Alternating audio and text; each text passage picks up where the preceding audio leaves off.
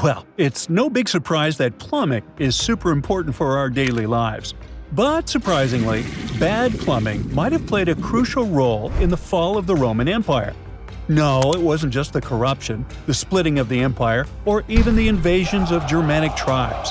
No, it was likely the lead pipes they used to bring fresh water into their homes. High amounts of lead neurotoxins contained in Roman water could lead to serious mental health issues, especially in the elite. The water could have gotten contaminated through lead aqueducts and cups. Some scientists even believe the empire eventually fell because, well, it's tough to run an empire with a leader whose brain has been poisoned. Now, I hope you didn't completely buy into that theory, did you? Recent studies show that while lead poisoning was an issue in ancient Rome, it wasn't severe enough to cause the empire's downfall. The French might say chercher la femme, which is look for a woman, when looking for the reason for some issue. But in the Roman Empire, we should probably look for an emperor to blame. Now, if we were to rank the emperors, Caesar Augustus would definitely be in the S tier, along with Vespasian, who brought peace and stability to ancient Rome, and Marcus Aurelius. Well, that's because I like him. But there were F-tier characters like Nero and his infamous uncle Caligula, both considered madmen, and for a good reason. Hey, what if those were daffy rulers who screwed up the powerful empire? Caligula wanted to be treated like a deity, yet there was nothing divine about his actions. He brought nothing but chaos. For instance, he threatened to make his horse a consul. While that never happened, his horse lived his best life in his own mansion, complete with furniture and slaves, and even had the privilege to dine with Caligula himself. Hey! Now, if that doesn't sound crazy enough, there's a legend that Caligula challenged Neptune himself and tried to fight the English Channel. Yeah, the guy fought water, which sorta alludes to the fact that his IQ level wasn't exactly high. Remember I mentioned lead before? Not only was it in those pipes, but the Romans, Caligula not excluded, used lead acetate to sweeten up their drinks, and well, even air was polluted. Now let's crunch some numbers. The first lead pipe started appearing in 200 BCE, and Caligula reigned in 37 to 41 CE. Scientists suggest lead might have caused a drop of around 3 points in IQ. Now, a 2.5 to 3 point dip might not seem like a big deal, but when you consider it lasted for centuries, Pax Romana will probably remind you of the Idiocracy movie. Chances are Homer, not the author of the Odyssey, but Simpson, was somewhat smarter than some Roman emperors. Now it's time to go back to the F-listers, and now let's welcome Nero, who, in his turn, played a big part in the physical destruction of ancient Rome. During his reign, the Great Fire of Rome raged for 6 days and 7 nights. It devastated 10 out of 14 of Rome's districts, destroying countless homes, shops, and temples. The fire started in the merchant shops, and just when it seemed under control after 6 days, it reignited and burned for another 3 days.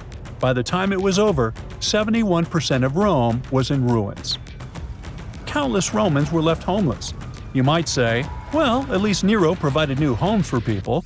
True, he did, but as the saying goes, a stitch in time saves 9, and Nero didn't act soon enough.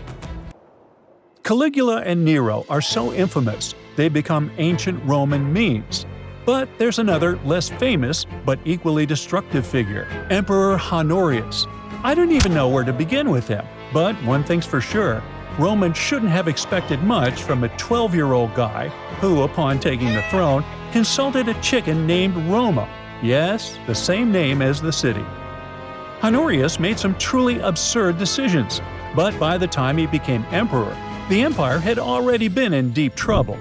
He took the role of the Emperor of the West, while his brother Arcadius became the Emperor of the East.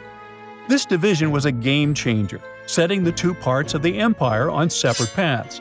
Previous divisions had still allowed the empire to function as a unit, with one emperor having seniority. But the rise of Arcadius and Honorius is seen as the true split of the Roman Empire into two completely separate entities. Arcadius is often considered the first Byzantine ruler.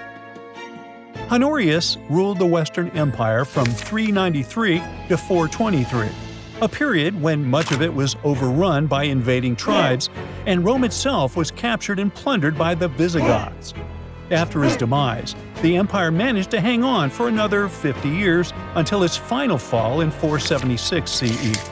But it was more due to inertia than any smart emperor's decisions. The bottom line? It wasn't an emperor who made the Roman Empire fall, but the emperors who all contributed to the end of the empire. So, we've got poor administration and lead. That doesn't seem to be enough to destroy something as powerful as Pax Romana, does it? True, the reasons in reality were numerous. First off, the empire was running low on cash because they were spending way too much while trying to expand their territory. It's like they forgot the old saying, "Don't bite off more than you can chew."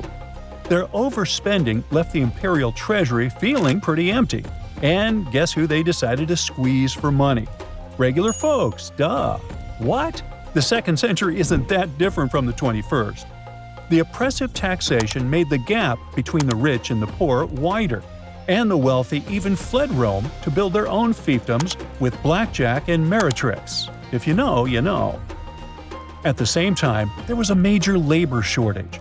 Rome needed workers to farm the land and craft goods. But even with their ever-growing demands, many of those workers weren't even Romans. They were imported to work there. By 2 CE, Roman expansion hit a pause, which meant the influx of new labor came to a halt as well. And then, to top it off, the Vandals swooped in, took over North Africa, and controlled the Mediterranean, cutting off Rome's trade routes to Africa. Now, remember how I mentioned that the empire got split in two? Well, the Roman Empire was massive, and it kind of makes sense why they did it. This all went down to the late 3rd century CE, which was about 80 years before it ultimately fell apart. It was Emperor Diocletian in the F tier who made the split. The Western Empire set up shop in Milan, while the Eastern Empire took root in Byzantium, which later became known as Constantinople. At first, breaking it up seemed like a good idea for keeping things manageable. But over time, the two halves started to drift apart. East and West didn't really collaborate well when it came to dealing with outside threats, and they often ended up bickering over resources and military support. As the divide widened, the Eastern Empire, mostly Greek-speaking, started raking in wealth, while the Latin-speaking West fell into economic trouble. A big deal was that the strength of the East helped keep barbarian invasions at bay, mainly protecting the West. Emperors like Constantine made sure Constantinople was fortified and well defended, but places like Italy and Rome, which held more symbolic importance for the East, were left pretty exposed.